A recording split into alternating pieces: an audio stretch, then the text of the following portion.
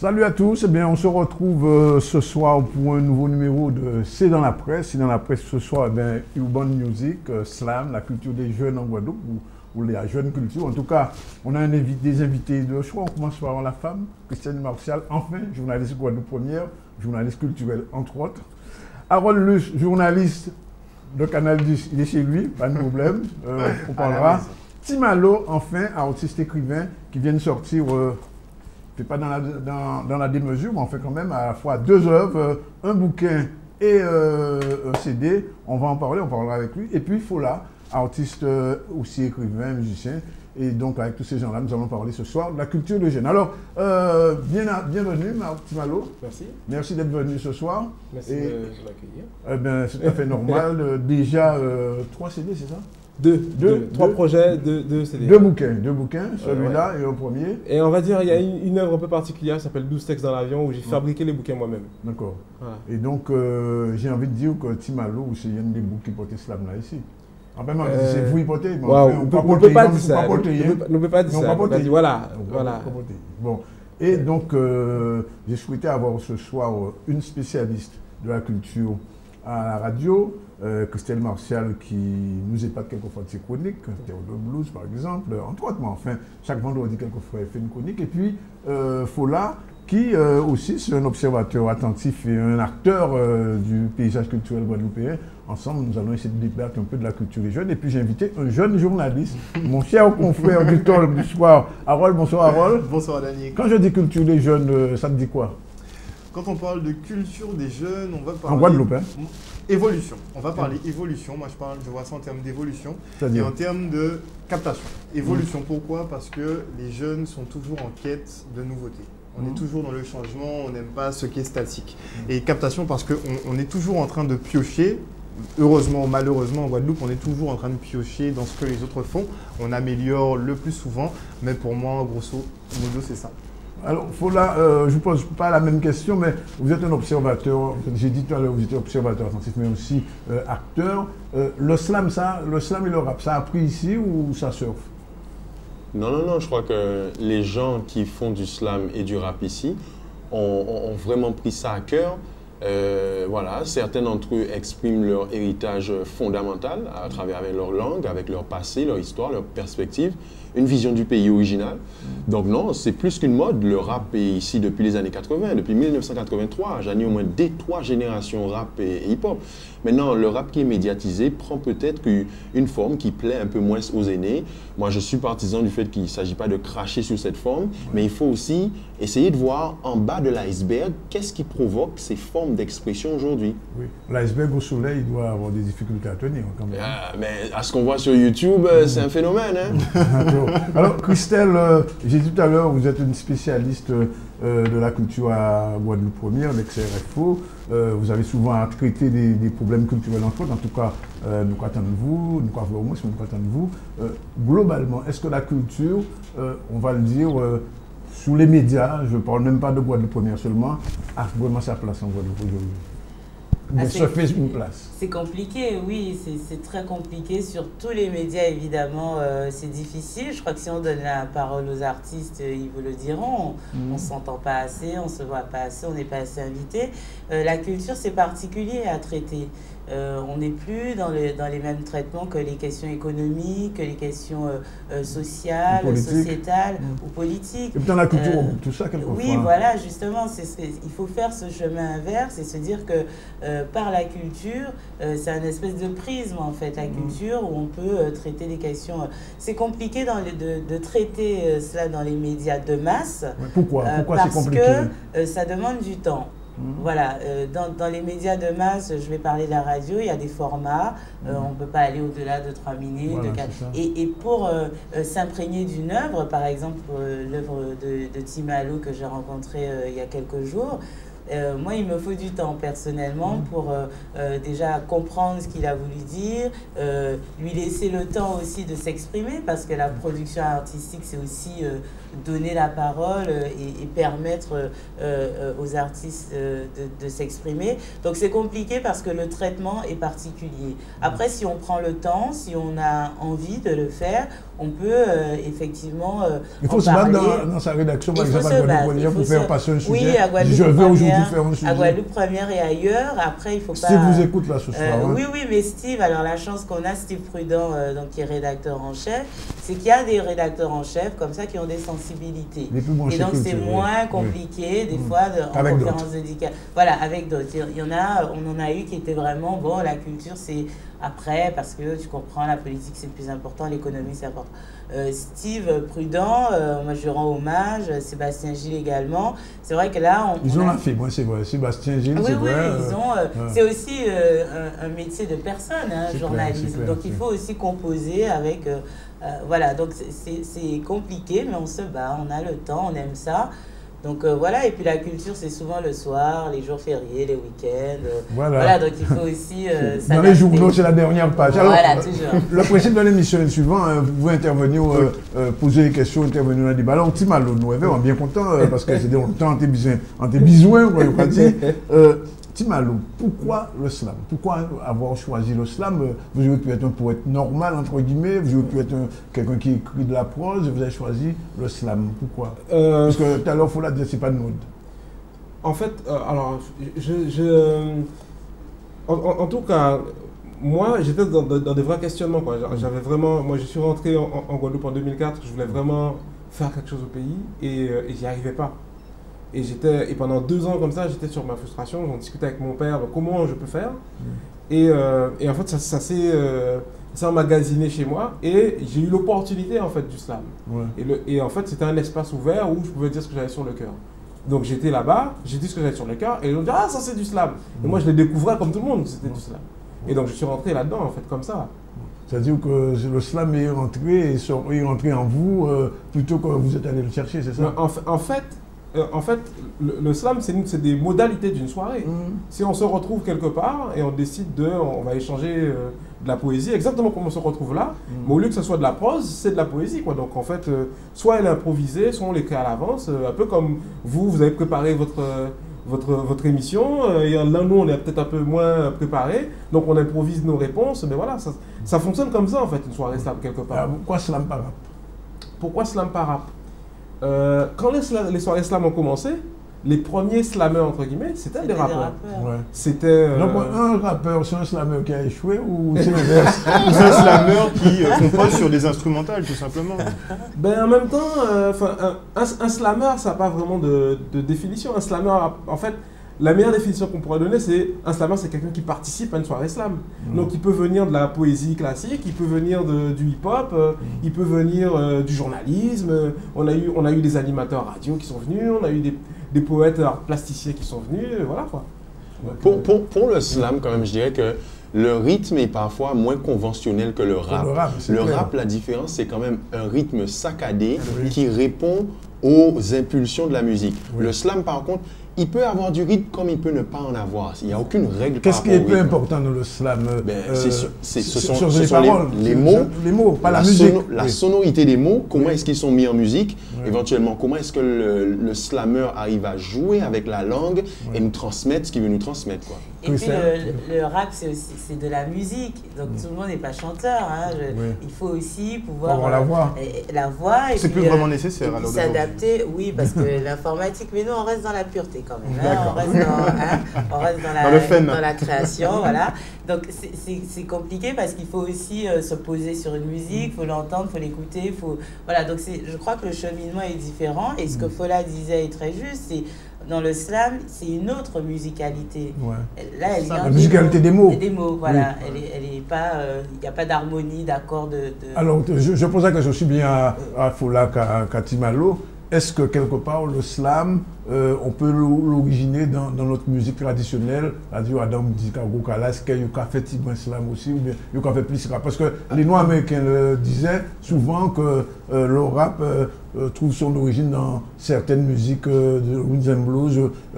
On prend beaucoup de James Brown par exemple, ou d'Isaac Hayes par exemple, qui ont été des rappeurs ou des slameurs avant la lettre. En fait, le slam, c'est un dérivé de ce qu'on appelle le spoken word. Oui. Et le spoken word, les plus grandes figures de proue de ça, c'est The Last Poets dans les années 60. Oui. Et ensuite, Gene Scott Heron, un peu, qui a vu The Last Poets, qui s'est dit, je vais faire ça aussi.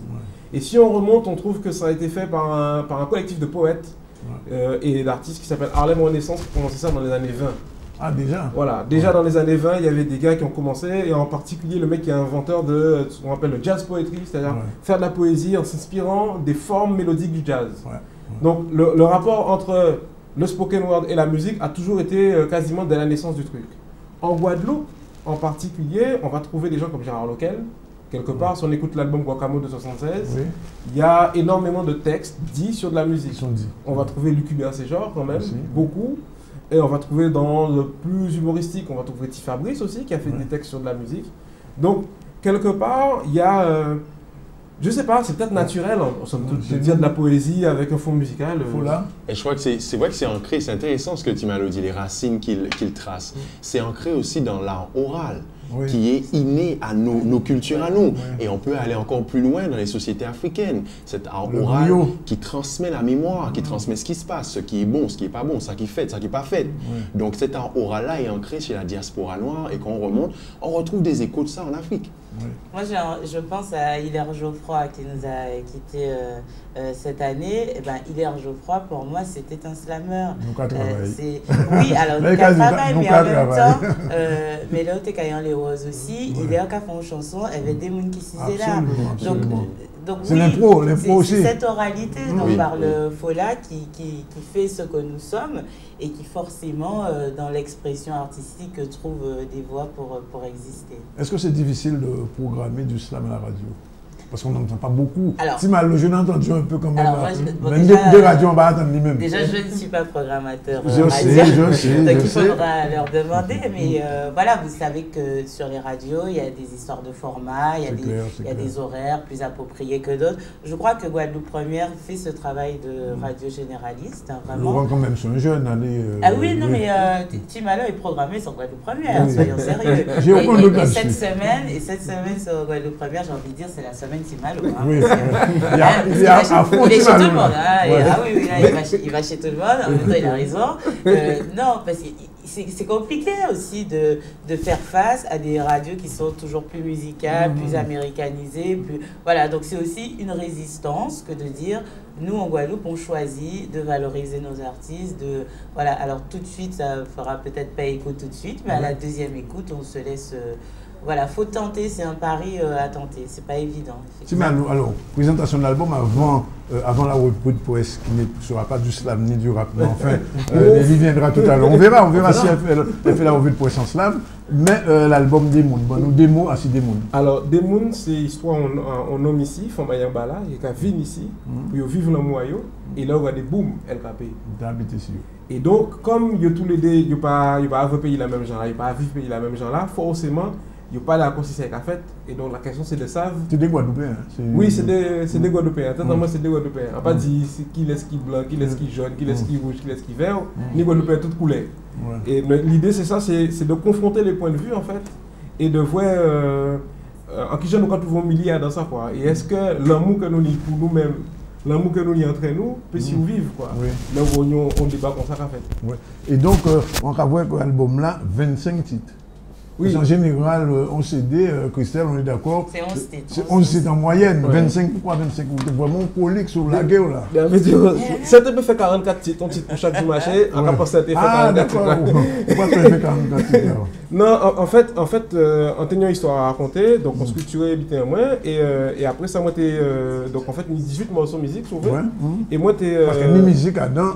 Voilà. Moi, c'est texte avec musique. Texte et musique. Voilà. Et donc, 18 morceaux de musique, si vous voulez, qui caillent de 50 secondes à 5 minutes. Et ni entre ça, des des petits amuse-bouches, quoi, sauver des bêtises pour des anti-sauce pour lier mettre là, quoi, pour filer. On va regarder quand même ce titre-là, parce que monde qui a eu l'occasion de acheter l'album là, alors bien sûr, des gens ici commencé, mais nous avons un titre noir ici, l'amour, normal. LKP. Oui. Ouais, ça là pour amuse-bouche, ça là. LKP? Non, son réflexion. Son réflexion. Et derrière, bien évidemment, Jego. Ah oui, certainement. Et Chic Taillé. Donc, en finale de compte, on a un album comme ça, on a un album comme ça, on peut pas de livre tout à l'heure. Combien de temps? L'écriture. L'écriture, alors, nous l'autre texte on déjà fait avant, nous l'autre texte on fait pendant le mouvement là, mais écriture structurée est la même, en passé au niveau des textes 1 mois et demi.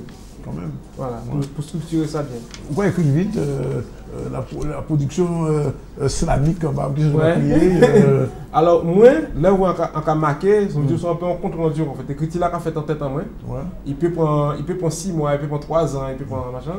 Et là, au moment où on a marqué presque propre parce qu'il a marqué directement pour sauver. Alors, avant nous écouter un petit extrait à Slam Naya, avant revue de presse Slam Nelly, on t'a bien vu au bon motif, on dirait qu'on peut pas, mais non, on peut échapper à ça tout à fait normal. Tout côté vous passez, quand se poser, il y a dire la gueule anti motion, ça l'oublie là. Ok. Non, un texte là, ça c'est. Il y a l'album là, ça. Ouais, il y a l'album là, c'est On sait le bobo. On sait le bobo, nous, oui. On sait mal tête. On sait mal tête. Tête qu'a pété. Si nous nous prêtez nous l'argent à mois prochain pour nous acheter pain, il finit. Il finit là dans jouer bling bling. Nous finissons l'argent à mois prochain et moi là ça loin bout. On sait mal tête qu'a pété. Nous pas dit bonjour et bonsoir on nous confisqué. Quand d'ailleurs Mariam, Baba Moun met les timoun, nous met les sang ailleurs et farine à demain. On sait mal tête qu'a pété, on sait mal tête, on sait le remède, manger, acheter, j'aime convier, confondre, connaître et comprendre, confondre, choisir, réfléchir, on sait mal tête, ma pas jeune qui malade. Famille à moi t'es bon, famille à l'air pas bon. L'école à moi t'es bon, l'école à l'air pas bon. Moi un bon, c'est les autres qui pas bon. Il y a qu'à dire fier. Il y a qu'à chanter guada, caché dans le peuple là, au point de détourner sans sa parole là, soleil sans qu'il tire, ça a brûlé l'esprit.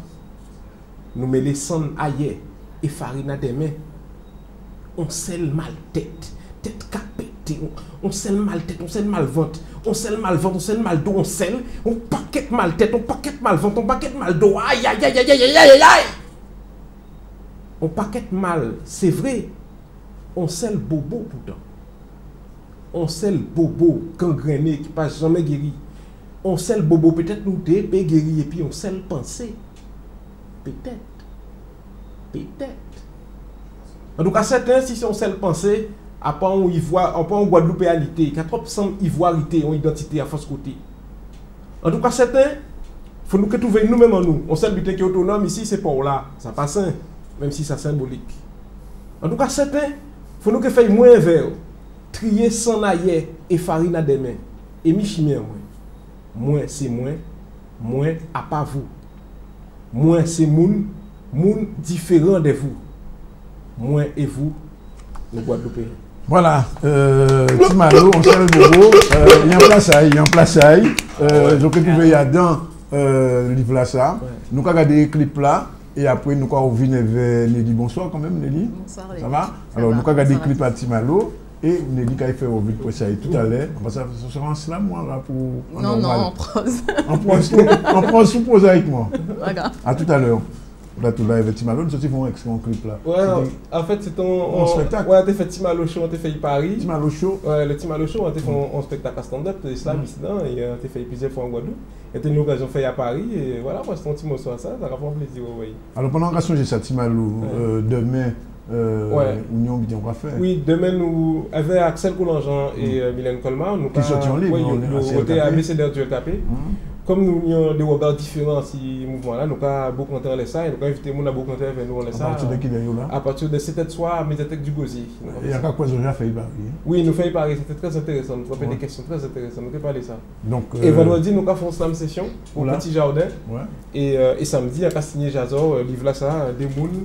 Livre là, c'est de là qui a signé à Jazor La Pointe à partir de 10h samedi.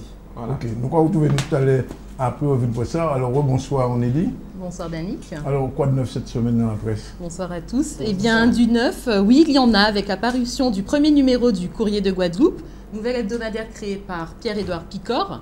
En page 6 de France Antilles, naissance d'un titre. Mais c'est un bébé né non pas d'un mariage ou d'un pax, mais d'un divorce.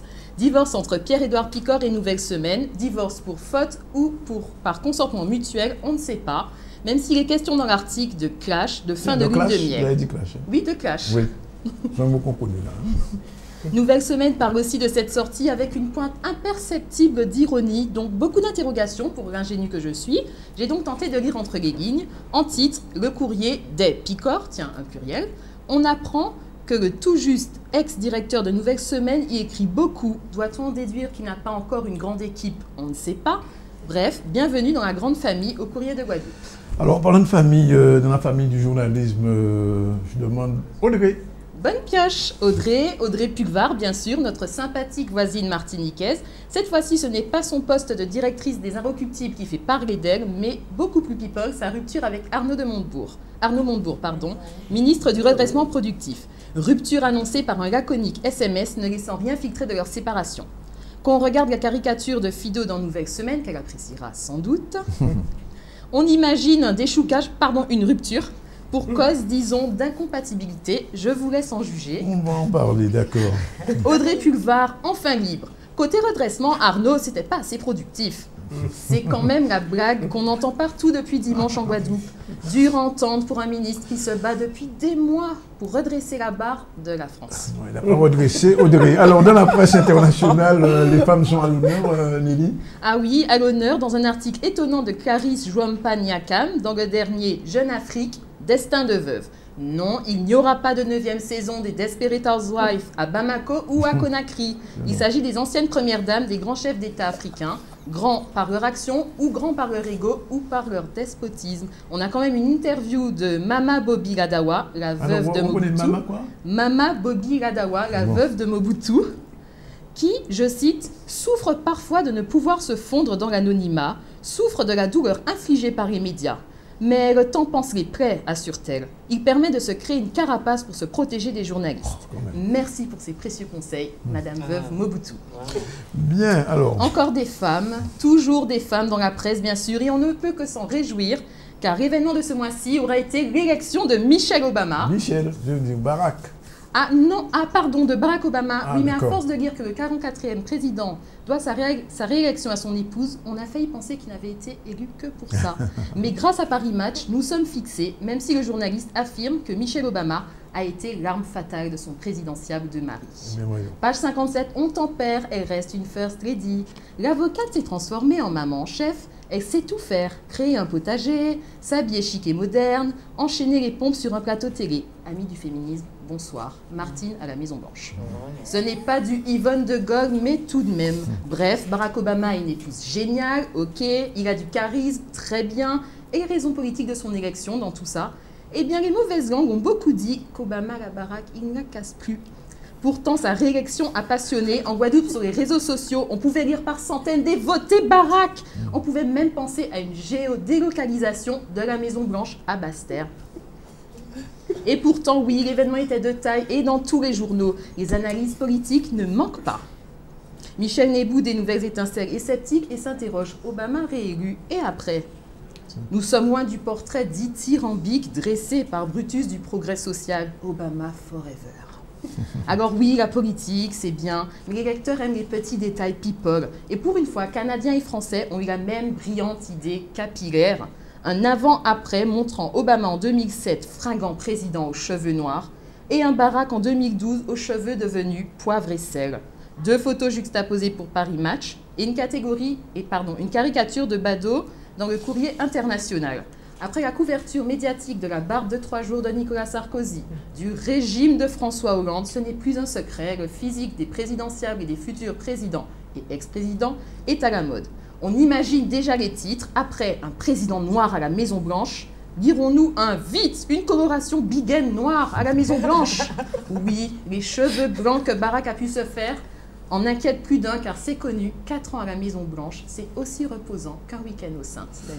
Merci Nelly, bravo, comme toujours. Salut, La revue, ouais, c'est presque du slam. Bon, alors, Nelly, vous êtes aussi jeune journaliste et ce soir on parle de jeunes, de culture. Question peut-être à notre ami Tinalo. Alors oui, j'aurais une question. Alors j'aurais aimé savoir ce que vous pensez de la conscientisation des morceaux de musique, enfin conscientisation opérée ces derniers temps des morceaux de musique dans le rap, la dancehall en général. Alors, des textes plus conscients dans ce sens-là, des textes plus conscients, des textes... J'ai pas l'impression qu'il y ait des textes plus conscients.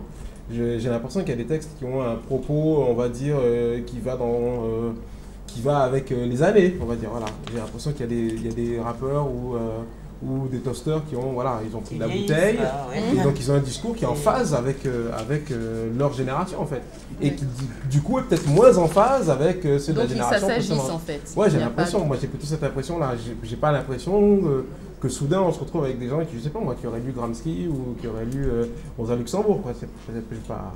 On sait pas. On sait pas. J'ai pas l'impression en tout cas. On n'est pas d'accord. Pas tant que ça, mais je suis perplexe par rapport à où est-ce que vous avez entendu cette conscientisation? En Guadeloupe, non, en je pose France? la question en Guadeloupe. Est-ce qu'après tous ces morceaux un peu plus légers, on a l'impression depuis quelques mois qu'il y a quelques artistes qui essayent quand même? Oui, souvent, c'est louable. Moi, je sors d'une session de clips vidéo tout à l'heure. J'étais à un endroit et j'ai vu des clips à la télé. Tout ça m'a paru très festif, quoi. Je pense que la musique, c'est un arc-en-ciel, on est d'accord, hein? Il faut plusieurs couleurs, il y a plusieurs palettes, c'est bien. Il ne faut pas que du bleu, il ne faut pas que du rouge, d'accord? Mais qu'on a tendance à avoir. Moi, j'ai vu 5 clips d'affilée, c'est la fête, on est sous le soleil, ça m'a un peu embêté, quoi. Ça m'a froissé. Je ne ressens pas ce plus de conscientisation, malheureusement. Ça existe sûrement. Le bling-bling toujours dans les clips? Bling-bling, c'est un concept un peu, voilà, tout le monde met ce qu'il veut dedans. Je dirais pas bling-bling. Moi, j'ai vu des gens qui s'amusent, qui disent que c'est super, et c'est toujours sur des rythmes entraînants, c'est la fête. C'est ce que j'ai vu. Oui. Maintenant, ils font ça. Ils font ça. On ne peut pas être toujours dans le oui, voilà, ça ne va pas chez nous, il faut changer les choses.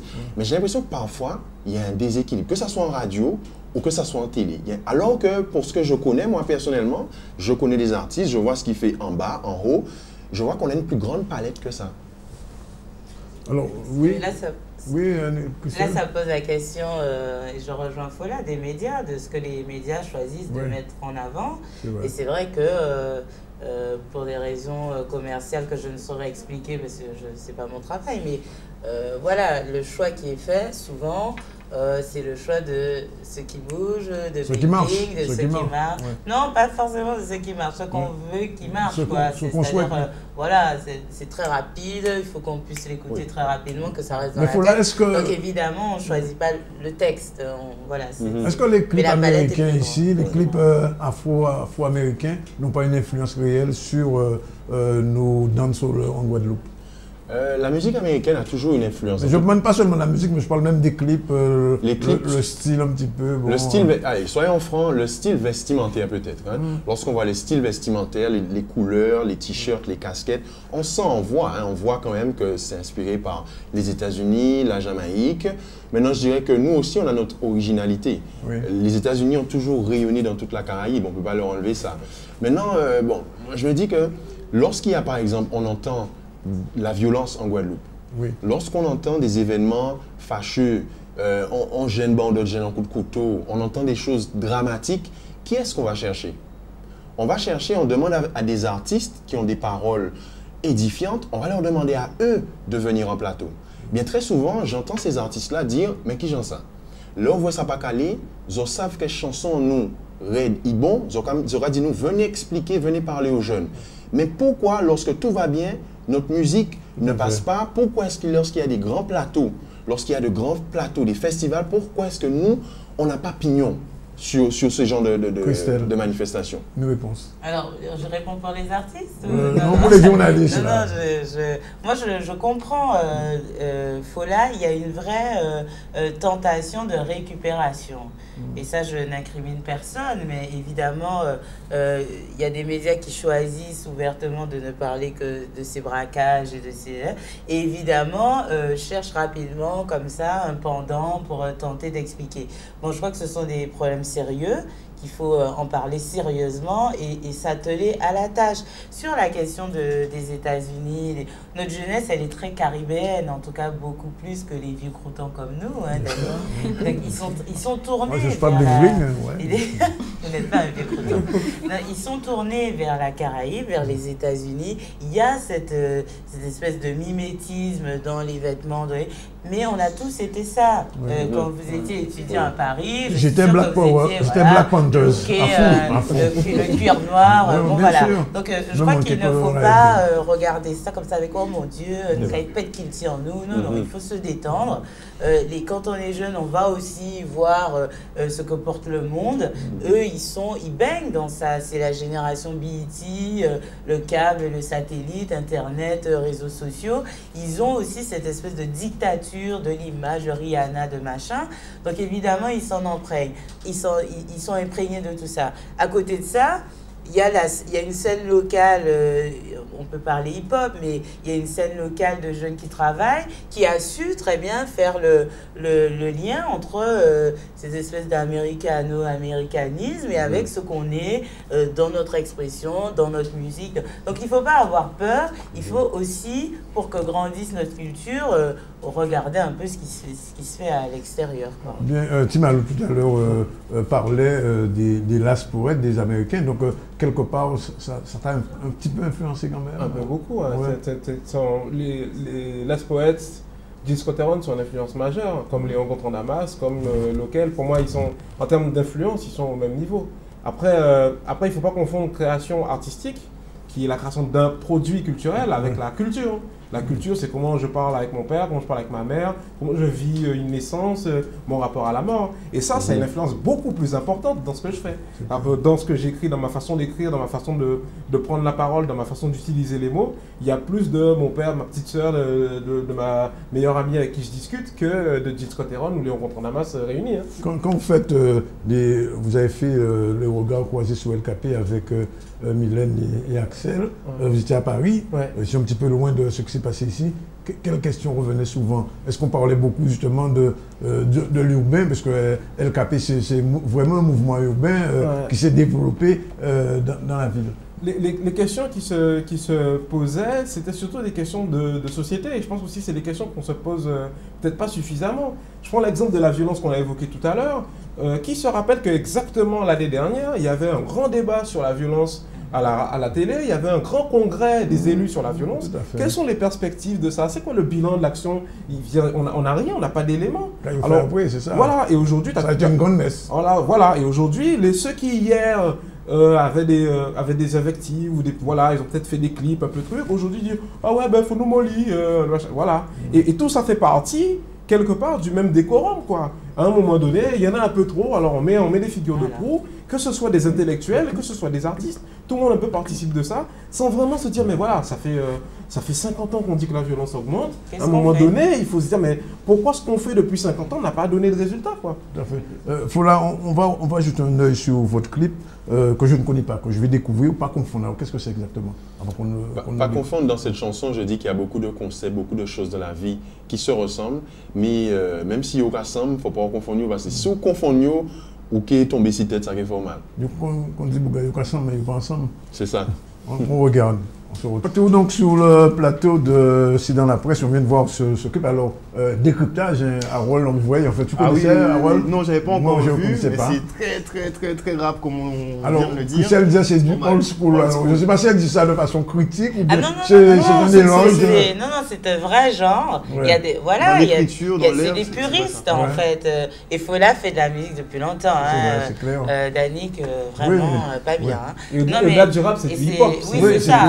C'est vraiment la culture. C'est pas juste une forme d'expression comme ça, un pointé.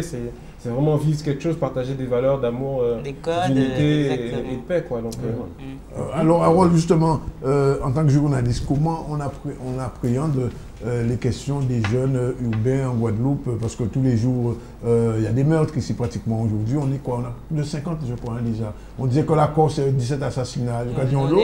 En Guadeloupe, on a 50, déjà passé 50. Déclaré. Alors, comment ça se gère journalistiquement? Alors, la question aussi à Christelle, même si elle est dans la culture. Le truc, c'est que nous déjà, on est un média quand même à part. Donc, c'est vrai qu'on laisse une grande ouverture pour tout ce qui est apport de la jeunesse à tous les niveaux, que ce soit grave, que ce soit chant, que ce soit danse, un peu tout. Donc, nous, on communique énormément là-dessus. Mais c'est vrai que l'image que la jeunesse renvoie, ou du moins l'image que les médias renvoient de la jeunesse, je pense qu'on devrait faire un travail autre. Arrêter justement de mettre que l'accent sur ce qui se passe de mauvais dans le pays, quand il y a des meurtres et tout ça, des gens qui disparaissent et qu'on sort, et plus mettre l'accent sur ce que des gars comme Fola, comme Timalo font, les messages qu'ils essaient de véhiculer. Parce que médiatiquement parlant, on aura beau dire, mais concrètement, ce que les gens veulent, c'est le trash. Ils veulent voir de la violence, ils veulent sans la une. Voilà, il faut faire le fait divers. Les gens, ils aiment les faits divers, c'est ce qu'ils demandent. Donc, les médias... Alors, est-ce qu'il faut pas ça aimer pour mon aimer? Alors, sur cette question-là, précisément, moi, je ne suis pas d'accord avec le fait que, bon, comme Youbé, ça, ça. Je crois qu'on a une responsabilité. Après, moi, encore une fois, je le redis, dans un monde mondialisé, dans une espèce d'économie comme ça mondiale, l'information est devenue une marchandise. Donc elle se monnaie. C'est pas un hasard qu'autant de gens investissent dans un média, dans une télé, dans une radio, dans un journal. C'est parce que ça ramène de l'argent, économiquement parlant, et en plus, ça crée des marchés, ça crée, voilà. Donc il faut pas, on n'est pas là chez Oui. Le cinéma américain est puissant, mais la culture américaine est puissante à cause du cinéma et des médias. Parce que, voilà. Donc, je suis d'accord avec Harold. C'est de notre responsabilité. Qu'est-ce qu'on veut déjà dire à cette jeunesse-là? Est-ce qu'on veut leur dire, ah, vous buvez, vous fumez, vous faites rien, vous ne travaillez pas? Est-ce qu'on s'accorde et on se dit, il faut de toute façon intégrer à cette société-là, cette jeunesse-là. Donc, on l'aime, on l'aime pas, c'est pas grave, elle est là, il faut l'intégrer. Donc oui, on fait le choix de braquage, de machin, parce qu'on a une responsabilité. Moi, dans ma rédaction, le débat est vif. Il y a des médias qui choisissent effectivement le fait et voilà, et de faire un truc. Et puis il y en a d'autres qui se disent, bon, mais concrètement, qu'est-ce que ça va apporter à nos auditeurs? Est-ce qu'on ne fait pas un autre travail? Est-ce que, voilà, je crois qu'il faut aussi changer, nous, médias, notre manière de parler. Voilà, exactement. Il faut le déplacer pour avoir une vision Souvent, lorsqu'on évoque les faits liés à la jeunesse, déviance, violence et compagnie, moi, l'un de mes souhaits, ce que j'aurais aimé voir ou entendre, ce sont les personnes qui se dévouent à changer ça. Des éducateurs de rue, des éducateurs, des jeunes, des gens qui accompagnent ces jeunes. Au quotidien. J'aimerais aussi entendre des parcours de rachetés. Parce qu'il y en a qui se sont rachetés une conduite, qui ont changé de conduite et qui sont en capacité de parler à nos jeunes déviants aujourd'hui. Pas seulement leur parler, parce qu'il y a beaucoup de gens qui leur parlent. Les politiques, tout le monde, les journalistes, moi, les gens comme moi, mais ils ne m'écoutent pas forcément. Hein. Ils n'ont pas que ça à faire. Mais ces jeunes qui se sont rachetés une conduite, eux, ils ont la crédibilité. Ils parlent en connaissance de cause. Eux, ils sont passés par certaines choses que ces jeunes-là admirent ou craignent ou respectent. Donc, il serait bon. Moi, j'aurais aimé... La notion du grand frère. Oui, lui redonner la parole, qu'il puisse capter ces jeunes-là, hommes comme femmes, quoi. Et Fola, juste pour compléter ce qu'il disait, et ça, c'est-à-dire changer la donne, prendre les choses à contresens, ça part de ça. C'est-à-dire que mettre en avant des gens qui, au quotidien, savent de quoi ils parlent. Moi, je veux bien qu'on m'explique qu'il y a tant de millions d'euros qui ont été Bon, bah alors, comment, qui, pourquoi, quelles actions, Voilà, on est dans un flou artistique. Bon, les jeunes, ils sont violents, ils ont machin, ils ont... On appelle le psychologue. Et puis, voilà, et puis c'est fini. C'est un problème sérieux qui est en train de modifier, de modeler notre société guadeloupéenne, parce que dans 20 ans, ce sont ces enfants-là qui seront... C'est pas seulement ça, mais aujourd'hui, pour t'appeler Timalo. Moi, je suis très content que Christelle, en tant que journaliste, peut-être exprimer le fait que les journalistes sont une responsabilité. Mais je pense qu'au-delà, les plus grands, quelque part, ont une responsabilité. Le jeune, il a envie de la même chose que toi. Il a envie d'avoir une voiture comme toi. Il a envie d'avoir une maison comme toi. Il a envie d'avoir d'être à côté, d'inviter sa copine à dîner comme toi. Il a envie de ça aussi. Sauf que lui, s'il va à l'école, il sait qu'il y a un gamin sur 2 qui sort de l'école sans diplôme. Ça, il le sait. Et il se rend bien compte que si on a de l'argent et tout ça, c'est pas parce qu'on est plus intelligent. Il se rend bien compte. Alors quand il y a des panneaux 4x3 qui disent, si vous avez de l'argent, montrez-le avec une photo d'un 4x4, le gamin qui n'a pas d'argent, il se dit, je vais trouver où est l'argent.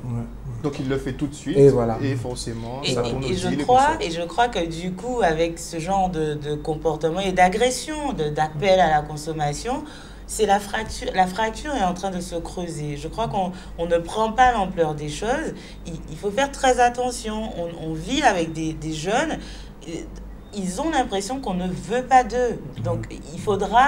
C'est peut-être pas nécessairement qu'une impression. C'est ça le problème. C'est-à-dire qu'on ne leur donne pas accès au boulot. C'est compliqué parce qu'il y en a qui ne veulent pas partir. Il faut dire les choses.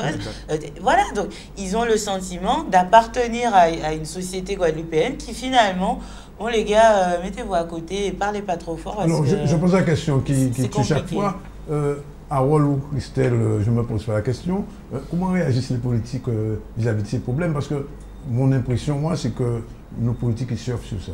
En période électorale, il n'y a pas dire deux petits mots et puis après, vite fait, passé. Moi, je laisse le bénéfice du doute. Moi, je suis un peu naïf. Voilà. Moi, j'ai envie de croire que ça les touche vraiment. Parce qu'ils vivent en Guadeloupe. Ils ont un cousin, un neveu qui galère à trouver du travail, qui tombe dans la violence, qui peut être violé, assassiné parce qu'elle a décidé de quitter son copain. On ne quitte pas en Guadeloupe, attention. Ah bon, les hommes ne quittent pas? Les femmes, il ne faut pas qu'elles quittent. Les femmes ne quittent pas leurs hommes, sinon... Ouais, parce qu'après, c'est violent. Donc j'ai envie de croire ils voient bien que la moitié de la jeunesse de ce pays-là ne fait rien. Je veux dire, 50% des moins de 25 ans sont au chômage. Donc ils sont dans leur permanence d'élus. Moi, je ne crois pas qu'ils ne peuvent pas comprendre ce qui est en train de se passer. Après, il faut une vraie volonté. Politique, oui, ça change. Tout à fait. Effectivement, je laisse aussi le bénéfice du doute. J'ai l'impression, dans la longueur, quand je regarde les 5 dernières années, il y a des noms, des choses qui me reviennent, où on a l'impression vraiment dans leur commune au niveau local qui portent une vraie action. Maintenant, ce qui serait intéressant de faire, c'est d'amener des micros, d'amener des caméras pour montrer quelle est cette action. On va à Morne-à-l'Eau, on va à Cap-Estin, on va au Lamentin, on va à Basse-Terre, pour savoir qu'est-ce que cette municipalité met en place avec ses forces de l'ordre, ses éducateurs, qu'est-ce qu'elle met en place comme politique pour accompagner les jeunes en difficulté de sa commune. Parce que ça aurait été bien de savoir ça. C'est une ZSP, c'est tout pour l'instant. Voilà, ZSP, c'est-à-dire renforcement des moyens de police, mais la racine du mal. Personne ne la soigne. Personne ne soigne la racine du mal. Déjà, personne ne veut savoir ce que c'est. Moi, je pense qu'une des causes, c'est aussi cette scission.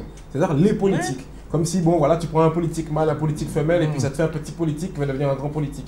Les politiques de demain, ça doit être nous. Ça doit être nous qui aujourd'hui avons 30, 40 ans ou même 20 ans, et à se dire, mais voilà, moi je sais pourquoi c'est comme ça, je vois que l'école mérite d'être changée, où est-ce que ça se change? Il faut être député, je vais devenir député. Mais pour rejoindre ce que Christelle disait justement, le truc c'est qu'on ne peut pas faire abstraction de ce qui se passe. Donc tout le monde en est conscient. Et le truc c'est qu'on se met un voile sur le visage pour éviter justement de tirer les vraies conclusions, les vrais problèmes qu'on subit en ce moment. Et pour moi, tout ça c'est sur fond financier. C'est la raison économique qui l'emporte. Je crois aussi qu'on n'a pas envie de poser la question des responsabilités et de la transmission. Il ne faut pas Alors, qu'est-ce qu'on a transmis à nos enfants? Quelles valeurs? Sur quelles valeurs ils s'appuient aujourd'hui? Donc, il y a une question de la responsabilité aussi et de l'exemplarité. Alors, je voulais, avant de clôturer le débat, on ne clôture jamais ce genre de débat, disons, donc arrêtez. Je parlais ici au début de culture urbaine, de musique urbaine. Alors, est-ce que c'est un terme qui est approprié à la Guadeloupe? Est-ce que c'est urbain? Parce que d'abord, on a Ronaldo, on a Cap-Estin qui n'est pas urbain, ou Bémao qui n'est pas plus urbain, mais enfin qui vient urbain. Qu'est-ce que c'est urbain en Guadeloupe aujourd'hui? Je pense que on peut dire urbain parce qu'il y a des villes, des centres urbains où des jeunes pratiquent ces arts-là. Maintenant, urbain aussi en Guadeloupe, moi, ça me fait dire la culture de ceux qui n'ont pas beaucoup de moyens. Ça veut dire ça. Qu'ils soient soit en campagne à Port-Louis, ou qu'il soit à Bastet ou à Bémao. Ceux qui ont il y a de bons rappeurs à Port-Louis ou à Petit Canal. Les tendances sont... Je sais bien. Pas que dans le rap, même dans d'autres choses. La culture urbaine, c'est la culture de ceux qui n'ont pas beaucoup de moyens. J'allais dire la culture du pauvre, mais on n'ira même pas jusque-là parce que tout le monde n'est pas forcément pauvre, chacun peut avoir des moyens, mais ceux qui n'ont pas beaucoup de moyens et qui font avec ce qu'ils ont. D'accord. Et puis c'est un esprit. Timalo n'est pas urbain par essence, il est mouillant au voilà, départ. Déjà, et puis tous mes références sont des gens qui viennent de la campagne. Le Cuba, c'est genre Simone Saint-Anne, on veut dire, voilà. Voilà, donc on veut dire, à l'époque, tous ces côtés-là, c'était côté Akon. Donc à partir côté urbain, c'était des côtés ruraux. Donc on veut dire, il y a qu'à mettre slam dans la culture urbaine parce que bon, la poésie slam vit à un moment, il paraît dans l'urbain. Mais machin, toujours phrasé, continue le Cuba. Donc parler toujours parler, et voilà. Et ça peut continuer comme ça. Ah ben oui, c'est un. Oui. Alors, dernier, oui, Foula, dernier mot? Non, pas du tout, je rejoins Timalo. On est d'accord là-dessus. Alors, donc, on retient que globalement, le traitement de la jeunesse et des violences médiatiquement, il faut changer ça. Oui, mais c'est pas de même, enfin, médiatiquement, politiquement, sociologiquement. Faut en finir avec ça, faut en finir, bon ça va. Arrêtez de monter ça à la Oui, on a bien compris, maintenant retroussons nos manches, qu'est-ce qu'on fait, comment on vit avec nos enfants. C'est aussi simple que ça. Et effectivement, quand on parle comme ça, on dit ah c'est politique, ah c'est économique. Ça renvoie ça très loin, comme tu disais dans ton slam. Mais je crois qu'au départ, moi, ça part de moi, mes filles, qu'est-ce que je leur dis, est-ce que je suis là pour elles, ma femme, comment je la traite, ma mère, mes grands-parents. Ça revient à nous, toi et moi, quand je sors de ce plateau. À la transmission. Qu'est-ce qu'on se transmet? Un dernier petit mot pour Christelle. C'est dans 2 jours, je crois que c'est la journée contre la violence des femmes. Contre la violence des femmes.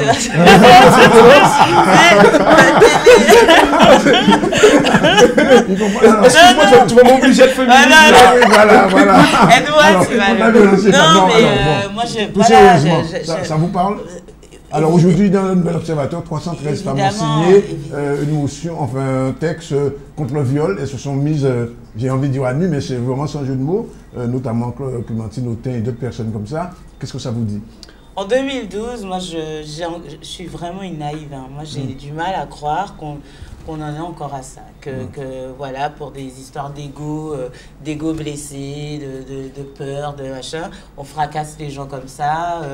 Voilà, moi je crois en Guadeloupe, on ne prendra pas le débat ici. On ne quitte pas les femmes, oui, mais je crois qu'en Guadeloupe, il faudrait qu'on se penche sur cette... Je crois qu'en Guadeloupe, ce rapport homme-femme est passionné, est biaisé. Il y a des choses qu'on ne dit pas. Je pense qu'il faudrait qu'on ouvre ce débat-là, dans la manière dont nos hommes nous regardent, nous les femmes, dans la manière dont nous les femmes, on voit les hommes, comment dans les familles, chacun peut trouver... Je crois que l'air de rien, il y a une espèce de délitement comme ça. Je ne suis pas une espèce de réac. Non, on ne pense pas ça. Je crois que c'est important. On ne tombe pas dans le manichéisme non plus. Les hommes ne sont pas mauvais, les femmes... Non, c'est pas ce que je dis, parce qu'il y en a, elles sont bien aussi, les femmes. Il faut le dire. J'en connais. Mais je crois vraiment qu'il faut qu'on se parle. Et d'ailleurs, l'album Concept et le bouquin de Timalo le disent bien. C'est qu'à pas parce que nous n'avons pas l'effort que nous pas aimer nous. Donc on peut discuter. On peut discuter, mais alors on va discuter sur des bases saines. Et évidemment, ce genre de journée pour dénoncer et lutter contre les violences faites aux femmes, moi j'aimerais que ça soit tous les jours, que tous les jours les hommes se rendent compte que nous sommes des fleurs, qu'il faut nous arroser. Et nous, moi je pense qu'on a essentiellement peur des femmes. Les hommes ont peur. On a peur des femmes. Parce que les femmes sont vraiment impressionnantes. Essaye d'imaginer ce que Nelly vient de faire en lettre de rupture. Tu ne peux pas y survivre. C'est clair. Christelle, on vous retrouve tous les samedis. Alors, il y a beaucoup de rendez-vous sur Guadeloupe Première. Alors, je vais faire ma page de pub. Alors, le vendredi matin, on a une chronique. On a une chronique culture tous les vendredis, donc 6h22, 8h22. On a régulièrement dans les journaux. Elle dure à peu près 4 minutes, 3-34 minutes. C'est beaucoup déjà. C'est beaucoup en radio, on va pas se plaindre. Il y a dans tous les journaux des rendez-vous culture. Évidemment, tous les animateurs de la radio reçoivent des artistes tout au long de la journée, de l'année. Et puis le samedi, entre 18h et 19h, on a une page un peu spéciale. Donc il y a un peu d'histoire, un peu de culture, des fois de l'agriculture. Et donc à 18h30, 40, il y a en général un invité. Et je vous ai fait rater ce ce soir, le café créole. Le café créole, mais je vais me rattraper On va à se rattraper Saint-François. à Saint-François. Harold, alors les rendez-vous, alors le talk, je sais, c'est pas la peine d'en parler, merci. Le talk, mais on le répète quand même aux téléspectateurs, le talk c'est tous les soirs à 20h, c'est Danick et moi, une petite émission d'ailleurs. On devrait lancer des appels pour tous ceux qui ont des petits soucis, de garagistes, DS. Talkie. Venez nous voir, on reçoit tout le monde. C'est à 20h tous les soirs. On reçoit tout le monde. Sinon, le rendez-vous, en fait, c'est le journal de Canal 10. On a commencé depuis un peu plus de 3 ans maintenant. Donc, c'est tous les jours à 10h la rediffusion de la veille, midi et demi pour l'édition de la mi-journée. À 15h, on a un petit flash d'information, vite fait, tout en images. Et à 18h30, on commence la grande tranche d'infos avec Euronews, le journal local, l'interrogation surprise d'Iris Boisset. Hein? Vous avez le temps de dormir de temps en temps? Oui, quand même, on arrive à suivre, Rendez-vous, Fola, bientôt, non, pas d'actualité? Oui, j'ai une actualité, tellement bidé que j'ai dit, c'est l'actualité qui est passée. Vendredi, j'ai écrit un recueil de nouvelles, 11 histoires, ancrées dans la modernité, ce qui se passe en Guadeloupe. Ça s'appelle comment? Ça s'appelle Sous le soleil de la dignité. 11 histoires de ma génération, et j'en compte 30 et moins 30 et un peu plus. Je le présente vendredi à 18h30 à la médiathèque du Lamentin. À qui fait un plaisir si vous me déplacez pour venir.